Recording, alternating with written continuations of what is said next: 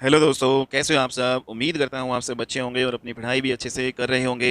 आज की क्लास में हम पॉलिटी का अपना अगला टॉपिक कवर करेंगे। जैसा कि आप जानते हैं, पिछली क्लासेस में हमने फंडामेंटल राइट्स और हमारे जो DPSP directive principle of state policy means जो राज्य के नीति निर्देशक सिद्धांत और हमारे मौलिक अधिकार उनके बारे में हमने पूरा कवर कर लिया था। अगर आपने उन क्लासेस को नहीं देखा है तो आप हमारे इस चैनल पर जाकर इन क्लासेस को देख सकते हैं। आज की क्लास में हमारा मुख्य रूप से जो टॉपिक रहने वाला है वो फंडामेंटल ड्यूटीज़ का रहने वाला है। मौलिक कर्तव्य के बारे में हम डिस्कस करेंगे कि हमारे कितने मौलिक कर्तव्य हैं, ठीक है, और हमने इन मौलिक कर्तव्यों को जो संविधान में कहाँ पे जो है इनको ऐड हमने कर रखा है। तो कितने हमारे मौलिक कर्तव्य होते हैं, कितने हमारे फंडामेंटल ड्यूटीज़ होते हैं, आज की क्लास में हम जानेंगे। उससे पहले अगर आपने इस चैनल को सब्सक्राइब नहीं कर रखा है तो दोस्तों सबसे पहले आप इस चैनल को सब्सक्राइब कर लीजिएगा, ताकि आप जो है डेली अपने यहाँ पे इंपॉर्टेंट अपडेट्स पाते रहें।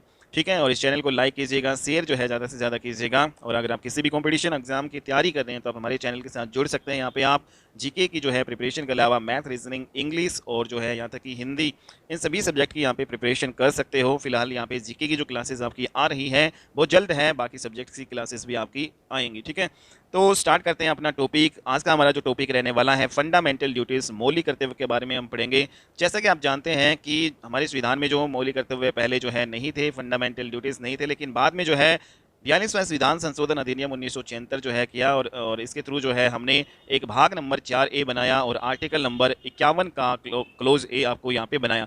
तो जो मुख्य रूप से अगर हम बात करें कि जो हमारे फंडामेंटल राइट हैं, हमारे जो मौलिक कर्तव्य हैं, वो हमारे किस भाग में आते हैं, तो भाग नंबर 4A में क्या दिया गए हैं, हमारे मौलिक कर्तव्य दिए गए हैं।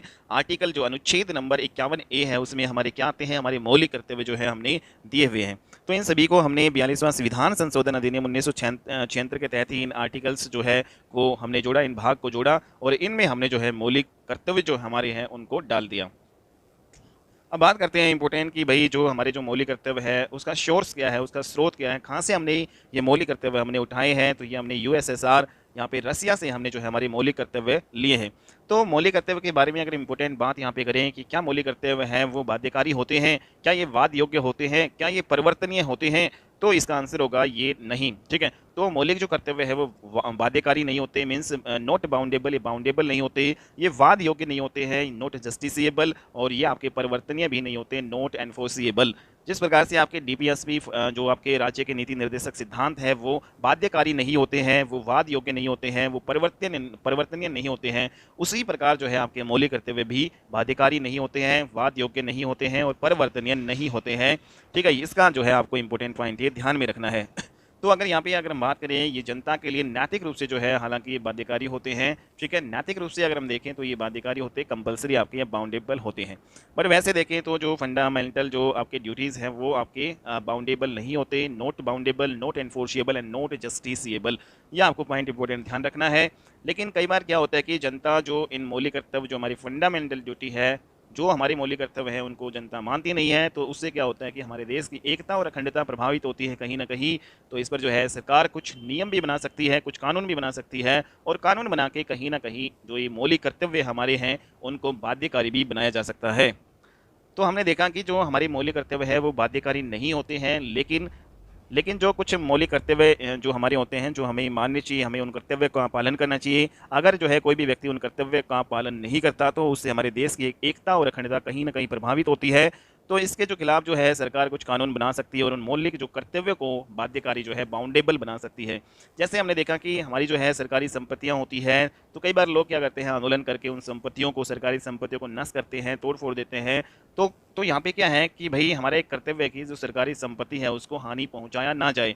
ठीक है, तो इस प्रकार से जो है यहाँ पे हमारे जो मौलिक कर्तव्य का हनन होता है। तो हम यहाँ पे देख सकते हैं दूसरा एग्जाम्पल कि भाई जो हमारा राष्ट्रीय झंडा है, ठीक है, तो उसको लेकर हमने क्या बना रखा है, एक आचार संहिता बना रखी है कि भाई अगर कोई भी इस आचार संहिता का पालन करेगा नहीं, या उस आचार संहिता का जो है उल्लंघन करेगा कोई भी व्यक्ति, तो उस पर एक्शन लिया जाएगा।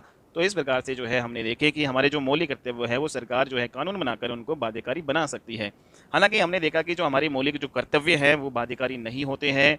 ठीक है, बट सरकार अगर इसको चाहती तो इसको बाध्यकारी बना सकती है।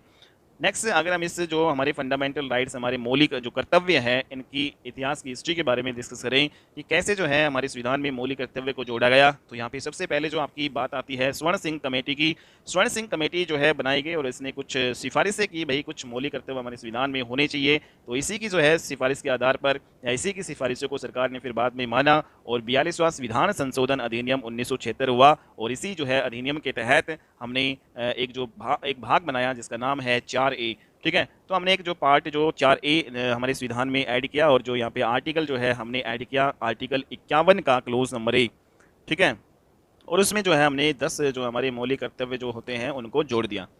तो हमारे जो किस भाग में हमारे मौलिक कर्तव्य है, भाग नंबर 4A में है। आर्टिकल की बात करें, अनुच्छेद की बात करें तो 51A में है। टोटल हमारे मौलिक कर्तव्य यहाँ पे शुरू में कितने थे भाई, 10 थे। लेकिन फिर बाद में क्या होता है कि जैसे जैसे हम आगे बढ़ते हैं तो 86वां संविधान संशोधन अधिनियम 2002 आपका होता है और इसके थ्रू हमने अपना जो आर्टिकल नंबर 51 का क्लोज ए था जिसमें हमारे 10 मौलिक कर्तव्य थे, उसमें हमने एक और मौलिक कर्तव्य जो है जोड़ दिया और इस प्रकार जो है प्रेजेंट में हमारे मौलिक कर्तव्य कितने हो गए, 10 से बढ़कर 11 आपके हो गए। तो जो हमने जो 11वां मौलिक कर्तव्य है वो हमारा कौन सा हमने ऐड किया और इसके लिए हमने कौन सा जो है संविधान संशोधन अधिनियम जो है किया, तो 86वां संविधान संशोधन अधिनियम 2002। ये इंपोर्टेंट पॉइंट आपको ध्यान में रखना है। तो 11वां जो मौलिक कर्तव्य जिसमें क्या बात दी गई है कि भाई 6 से 14 वर्ष तक के बच्चों को उनके माता पिता से ये अपेक्षा की जाती है कि वो उनको शिक्षा दें। ठीक है, एजुकेशन दे। भाई माता पिता का ये कर्तव्य है कि वो अपने बच्चों को जो है एजुकेशन दे। कितने साल तक के बच्चों को, 6 से 14 वर्ष तक के बच्चों को एजुकेशन दे। ठीक है, सरकारी स्कूलों में उनका दाखिला कराएं, उनको पढ़ाई लिखाएं। ये हमारा जो है पेरेंट्स का मौलिक कर्तव्य है और ये 11वां मौलिक आपका ये कर्तव्य है। ठीक है, ये आपको ध्यान में रखना है। और ये जो है 11वां मौलिक कर्तव्य हमने 86वां संविधान संशोधन अधिनियम 2002 के तहत इसको 11वां मौलिक कर्तव्य हमने बनाया। ठीक है, तो टोटल आज की डेट में अगर हम देखें हमारे जो है टोटल 11 मौलिक कर्तव्य है। तो इन सभी 11 मौलिक कर्तव्य को हम वन बाय वन डिस्कस कर लेते हैं कि भाई कौन कौन से हमारे 11 मौलिक कर्तव्य हैं। सबसे पहला जो मौलिक कर्तव्य हमारा ये है कि भाई हमें जो है हमारे राष्ट्रीय जो गान है, हमारा राष्ट्रीय जो गीत है, हमारा जो राष्ट्रीय ध्वज झंडा है उसको हमें जो है फॉलो करना चाहिए, उसका मान सम्मान हमें करना चाहिए।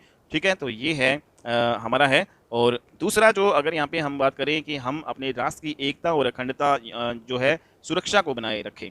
ठीक है, हमारा मौलिक कर्तव्य दूसरा ये भी है कि हमें अपने राष्ट्र की एकता अखंडता को बनाए रखना चाहिए, सुरक्षा जो है उसको बनाए रखना चाहिए। तीसरा जो मौलिक कर्तव्य यहाँ पे बात की गई है कि भाई हमारे जो फ्रीडम फाइटर है, हमारे जो स्वतंत्रता सेनानी जो हैं उनके सिद्धांतों पर हमें चलना चाहिए। ठीक है, चौथा यहाँ पे अगर आपका मौलिक कर्तव्य की बात करें कि जो नारी है उसका सम्मान करना चाहिए, फीमेल्स है उसका हमें रेस्पेक्ट जो है करना चाहिए। पांचवा हमारा मौलिक कर्तव्य यहाँ पे दिया गया कि जो हमारा एनवायरमेंट है, हमारा जो पर्यावरण है उसको हमें साफ सुथरा रखना चाहिए, हमारे मौलिक कर्तव्य में से एक है। तो 11 मौलिक कर्तव्यों में से अगला जो हमारा मौलिक कर्तव्य है, हमारी जो सोच है वो साइंटिफिक होनी चाहिए, वैज्ञानिक जो है आपकी होनी चाहिए, मीन्स पॉजिटिव यहाँ पे होनी चाहिए।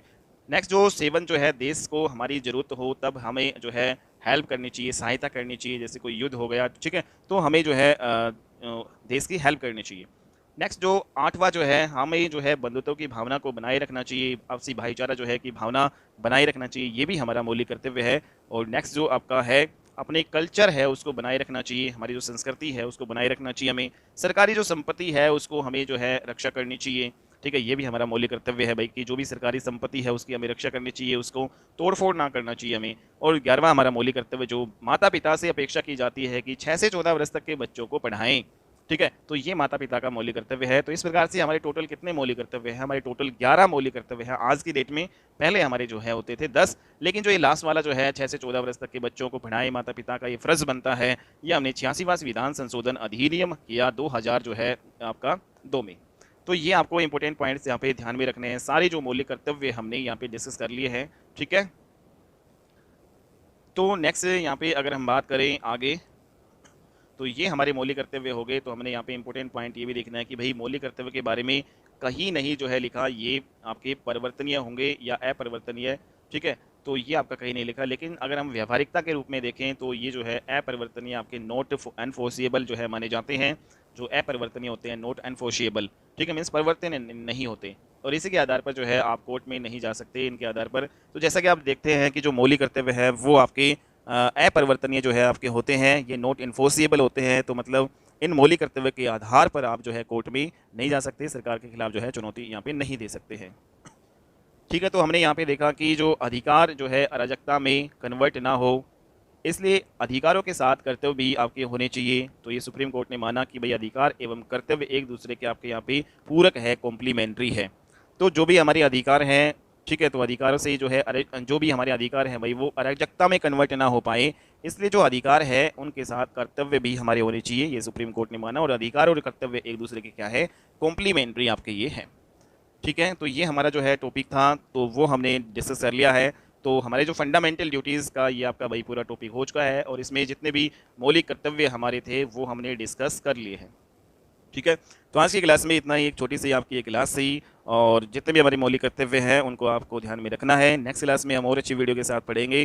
ठीक है, तो आज की क्लास में इजाज़त लेते हैं, इतना ही हम करते हैं। अगली वीडियो में और अच्छी वीडियो के साथ मिलते हैं, तब तक के लिए बाय एंड टेक केयर। और इस चैनल को आप जो है दोस्तों सब्सक्राइब जरूर कर लेना, लाइक करना चैनल को और शेयर जो है वीडियोज़ को ज़्यादा से ज़्यादा करना। ओके बाय, टेक केयर, मिलते हैं अपनी नेक्स्ट वीडियो में।